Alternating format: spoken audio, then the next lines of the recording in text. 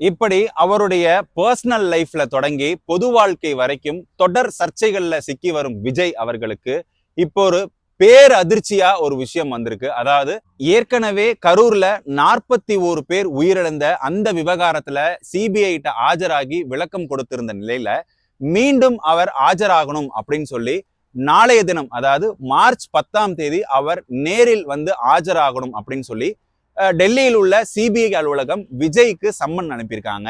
இந்த பரபரப்பான ஒரு அரசியல் சூழ்நிலையில விஜய் அவர்கள் மீண்டும் நாளைக்கு டெல்லிக்கு புறப்பட தயாராயிருக்காரு. நாளைக்கு தாவேகா சார்பில் போட்டியிடக்கூடிய வேட்பாளர்களுக்கான நேர்காணல் அப்படிங்கிறது நடக்க இருந்துச்சு. இப்போ விஜய் அவர்கள் டெல்லி புறப்படுறதுனால அந்த நிகழ்ச்சிகள் எல்லாமே ரத்தாவதற்கான வாய்ப்புகளும் இருக்கு. சோ இப்படி விஜய் அவர்களுக்கு கொடுக்கப்படும் அழுத்தங்கள் அப்படிங்கிறது இயல்பா நடக்கக்கூடிய ஒரு விஷயமா இல்ல அரசியல் ரீதியான அழுத்தங்களா அப்படிங்கறது நான் உங்களிடமே விட்டுறேன். நீங்களே அதை தீர ஆராய்ஞ்சு முடிவு செஞ்சுக்கோங்க. சோ விஜய் அவர்களை சுற்றி நடக்கக்கூடிய அந்த ட்ரையாங்கிள் ப்ராப்ளம்ஸ் அப்படின்னு சொல்லக்கூடிய 3 விதமான ஒரு அழுத்தத்திற்கு இப்போ விஜய் தள்ளப்பட்டிருக்கார் அப்படிங்கிறத அரசியல் விமர்சகர்கள் சொல்லக்கூடிய ஒரு விஷயமா இருக்கு. என்னடா அது ட்ரையாங்கிள் ப்ராப்ளம் அப்படின்னா, ஒரு பக்கம் ஜனநாயகன் வெளியாகாததுனால ஏற்படக்கூடிய பிரச்சனைகளை சந்திச்சுக்கிட்டு வராரு. மறுபக்கம் கரூர் துயர சம்பவத்துல 41 பேர் உயிரிழந்ததுல விஜய் அவர்களுடைய பங்கு அப்படிங்கிறது என்ன அப்படிங்கிறத விசாரணை செய்வதற்காக சிபிஐ கொடுக்கப்படும் அழுத்தம். 3வது அழுத்தம் அப்படிங்கிறது அரசியல் ரீதியா அவருக்கு மீது கொடுக்கப்படும் அழுத்தம். அதாவது விஜய் அவர்கள் ஏற்கனவே குறிப்பிட்ட விஷயம் என்ன அப்படின்னாக்க, நான் என்னுடைய அரசியல் பயணத்துல தனியா தான் நிக்க போறேன், என்னுடன் பயணிக்க விரும்புவர்கள் யார் வேணாலும் கட்சியில வந்து சேரலாம், அவர்களுக்கான அங்கீகாரமும் அவர்களுக்கான மரியாதையும் கொடுக்கப்படும். இன்னும் சொல்ல போனாக்க வெறும் பங்கு அப்படிங்கிறது மட்டும் இல்லாம ஆட்சியில பங்கு. விஜய் அவர்கள் ஒரு பெரிய மனதோடு அவர் நிறைய அரசியல்வாதிகளுக்கு வலை வீசினார். ஆனா துரதிருஷ்டவசமா அவருடைய மாய வலையில யாரும் சிக்காதது அப்படிங்கிறது ஒரு மிகப்பெரிய ஏமாற்றம் தான் விஜய் அவர்களுக்கு.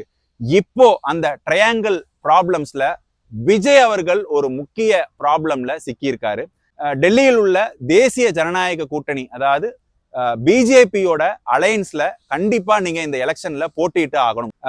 பிஜேபியோட கூட்டணியில யாரா இருக்கா? பிஜேபி, பாமக, ஏடிஎம்கே இவர்களோடு சேர்ந்து நீங்கள் போட்டியிட வேண்டும், எங்களுடைய கூட்டணிக்கு வரணும் அப்படின்னு பலமுறை அவருக்கு அழுத்தம் கொடுத்த போதும் அதை அவரை சுத்தமா நிராகரிச்சிட்டாரு. ஏன்னா அவருடைய அரசியல் பயணம் அப்படிங்கிறது திமுகவை எதிர்த்தும் பாஜகவை எதிர்த்தும் தான் நான் அரசியலுக்கு வந்தேன் அப்படின்னு சொல்லக்கூடிய விஜய் அவர்களுக்கு இப்போ அதீத அழுத்தம் கொடுத்து வராங்க பாஜகவினர்.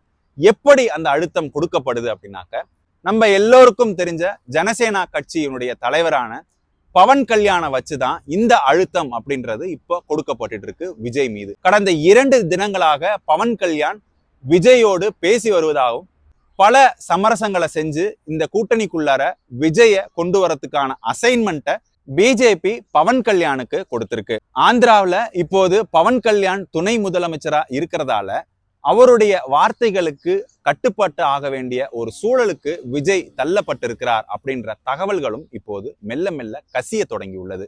இப்படி விஜய் மீது உள்ள அந்த ட்ரையாங்கிள் ப்ராப்ளம்ஸ் அப்படிங்கிறத விஜய் தீர்ப்பாரா? ஜனநாயகன் திட்டமிட்டபடி மார்ச் இறுதியில் வெளியாகுமா? விஜயுடைய அரசியல் பாதை தடம் மாறுமா? விஜய் தன்னுடைய பர்சனல் லைஃபை கோட்டை விட்டு மக்களுக்கு பணி செய்ய வருகிறேன் அப்படின்ற ஒரு பிம்பத்தை சங்கீதா மீண்டும் நீதிமன்றம் படியேறி அவருடைய முகத்திரையை கிழிப்பாரா? விஜயுடைய பிம்பத்தை உடைப்பாரா சங்கீதா? இப்படி பல சிக்கல்களுக்கு நடுவே விஜயுடைய பயணம் அப்படிங்கிறது 2026 நோக்கி முதல்வர் வேட்பாளர் பதவியை நோக்கி நகர தொடங்கி இருக்குங்க.